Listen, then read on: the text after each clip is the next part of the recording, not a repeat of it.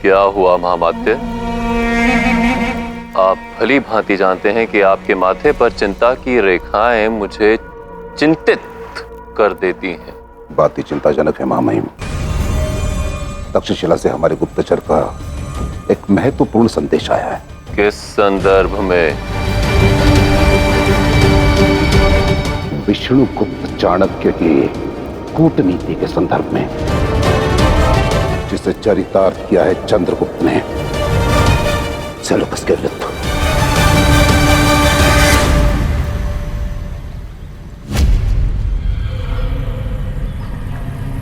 ये अभी खत्म नहीं हुआ। मैं फिर आऊंगा और जब मैं लौटूंगा तब तुम सब अपनी पैदाइश पे पछताओगे। तुम्हारी जमीन को अपने पैरों तले कुचल कर रख दूंगा मैं।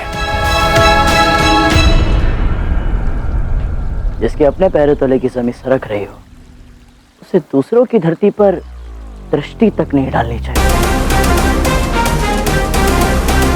और तुम तो बड़ी आंखों से सपना देख रहे हो सेल्यूकस। स्मरण है, यदि पुनः एक बार मेरी धरती पर कदम रखने की चेष्टा भी की, तो फिर जो तुम्हारे साथ होगा उसका दायित्व भी तुम्हारा ही होगा। सेल्यूकस, सावधानी बरतो और हमारे द्वारा दिए गए सकुशल वापस लौटने के इस अवसर का लाभ उठाओ। महारानी बोला, वैसे तो ये हमारा मित्र नहीं, परंतु फिर भी परंपरा अनुसार इसे अंतिम विदाई दीजिए।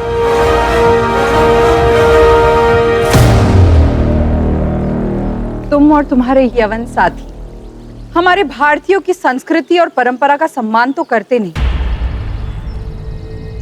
किंतु हम भारतीय जिसे विदा करते हैं सम्मान के साथ करते हैं। किंतु हम भारतीयों की एक पुरानी प्रथा है, जब कोई हमारे घर से जाता है उसे शगुन के रूप में दही का मटका देते हैं, ताकि उसकी यात्रा मंगलमयी हो,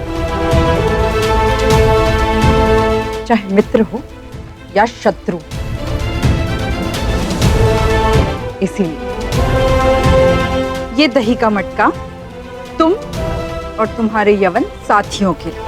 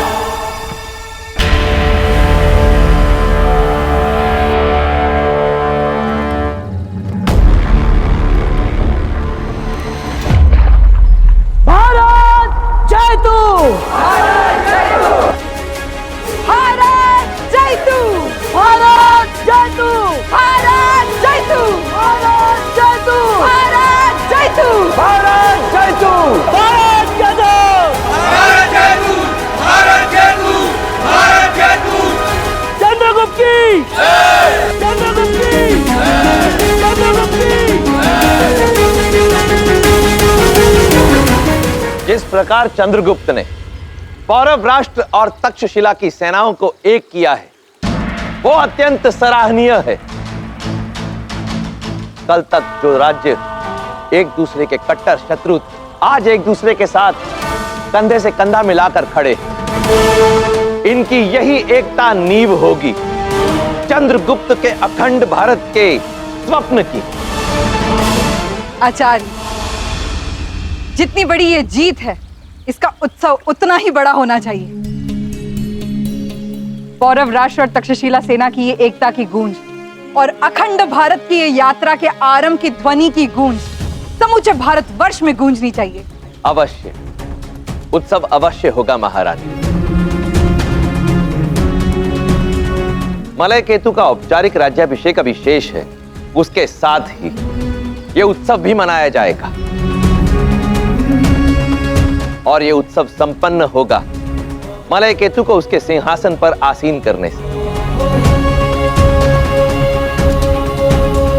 अब समय आ गया है जब हमें अपनी योजना के अगले चरण पर कार्य आरंभ करना होगा, क्योंकि यदि मेरा अनुमान सही है तो अब तक अमात्य राक्षस के गुप्तचरों ने धनानंद को यहां घटित घटनाक्रम की सूचना दे दी होगी और वो धूर्त ये जान गया होगा कि हमने किस प्रकार सेल्यूकस को यहां से पलायन करने पर विवश किया। आपकी हर जानकारी निशाने पर लगे तीर के समान होती है महामात्य। अर्थात चंद्रगुप्त और चाणक्य ने उस सेल्यूकस को उसकी यवन सेना के साथ मैसेडोनिया के लिए विदाई दे दी होगी, और इसका अर्थ है कि वो सब मगध की ओर बढ़ रहे होंगे, है ना? आप बस आदेश करें महामहिम। मेरे एक शब्द पर मगध की सेना चंद्रगुप्त से लड़ने के लिए सज्ज है।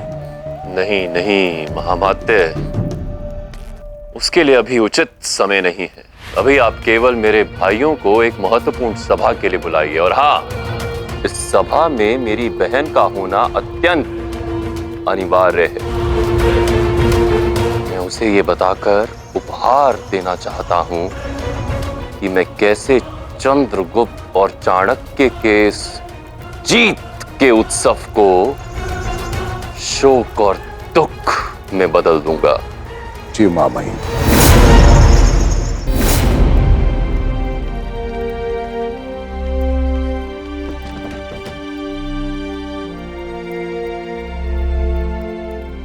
ये तो असाका का राज के चिन्ह है। आचार्य, आप असाका क्या संदेश भेज रहे हैं? हाँ चंद्रगुप्त, यह असाका राज्य का ही चिन्ह है, और मैंने केवल असाका राज्य ही नहीं, समस्त 14 जनपदों के प्रमुखों को अखंड भारत के इस भव्य समारोह में आमंत्रित कर रहा हूं। मुझे विश्वास है कि आप ये सब इसीलिए कर रहे हैं आचार्य, ताकि वो सब भी स्वतंत्रता की खुली हवा में श्वास ले सके, इस मीठे अनुभव का आनंद ले सके, जो कदाचित वो स्वयं भी प्राप्त कर सकते थे यदि वो धनानंद के विरुद्ध अपने इस अधिकार के लिए संघर्ष करते। हाँ चंद्रगुप्त, मलय केतु का औपचारिक राज्याभिषेक के पश्चात मैं उन सबको बताऊंगा कि कैसे तुमने तक्षशिला और पौरव राष्ट्र की सेनाओं को एक किया, और तुम्हारा उदाहरण देकर मैं उन सबको यह समझाने का प्रयास करूंगा कि यदि वो सब भी एकजुट हो जाएं, तो धनानंद को परास्त कर सकते हैं और अपने अपने जनपदों को उसके आधिपत्य से मुक्त करा सकते हैं। हमारा लक्ष्य अत्यंत विशाल है, और इसकी पूर्ति हेतु हमें सबको अपनी ओर करना होगा। यदि हमें अखंड भारत का निर्माण करना है चंद्रगुप्त, तो हमें उत्तर से दक्षिण तक, पूरब से पश्चिम तक भारत के सभी जनपदों को अपने समर्थन में करना होगा। उन्हें एक ही मंच पर ला खड़ा करना होगा, ठीक वैसे ही जैसे तुमने तक्षशिला और पौरव राष्ट्र को एक किया था। तब होगा एक देश, एक राजा, और तब बनेगा चंद्रगुप्त के मौर्य वंश का साम्राज्य।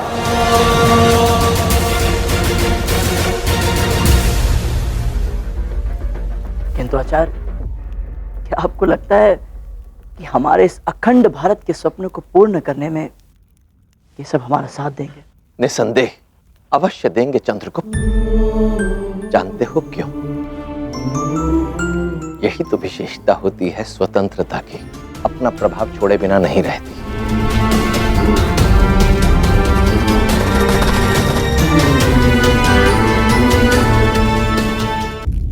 माई, एक बात बताइए कि जब आप और महाराजा चंद्रवर्धन एक साथ पीपली वन के सिंहासन पर बैठते होंगे तो उसका दृश्य कितना भव्य और दिव्य होता होगा ना? वो दिन मेरे जीवन की सबसे स्वर्णिम स्मृतियों में से। माँ, एक शुभ समाचार है। क्या पुत्र? सभी 14 जनपदों ने आचार्य के निमंत्रण को स्वीकार कर लिया है, और वो सब मलय के राज्याभिषेक और अखंड भारत के उत्सव के लिए आ रहे हैं। उत्तम।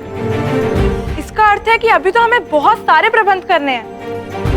मैं स्वयं सब सुनिश्चित करूंगा।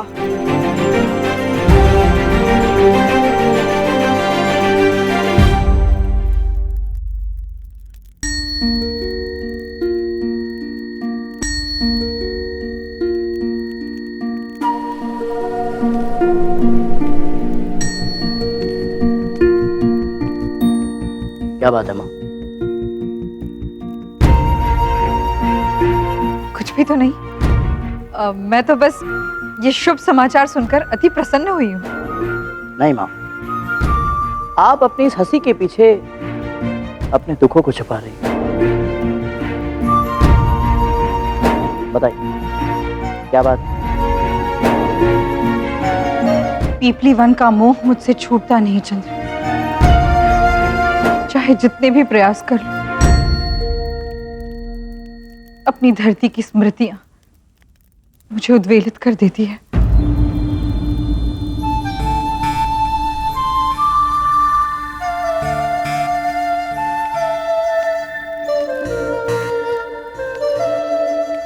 यदि ऐसी बात है माँ, तो इस उत्सव के पूर्ण होते ही हम हमारे पीपली वन की ओर कूच करेंगे, क्योंकि मुझे सबसे पहले अपनी माँ को उनकी धरती, उनकी मातृभूमि पर ले जाना है। किंतु चंद्र, पीपली वन का उल्लेख अभी हमारी योजना में है नहीं। कदाचित पीपली वन जाने का यह सही समय नहीं है। कोई बात नहीं माँ, यदि उल्लेख नहीं है तो हो जाए। नहीं चंद्रगुप्त,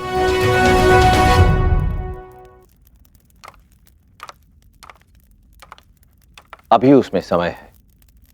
तुम्हारी मां के प्रति तुम्हारी भावनाएं मैं समझता हूं,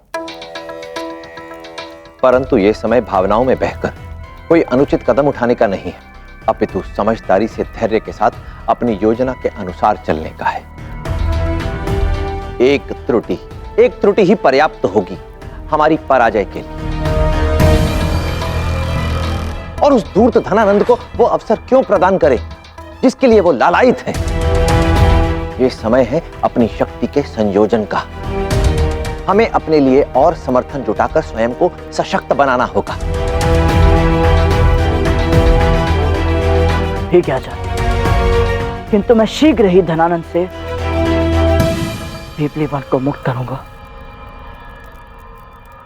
फिर चाहे उस धूर्त की योजना कुछ भी हो।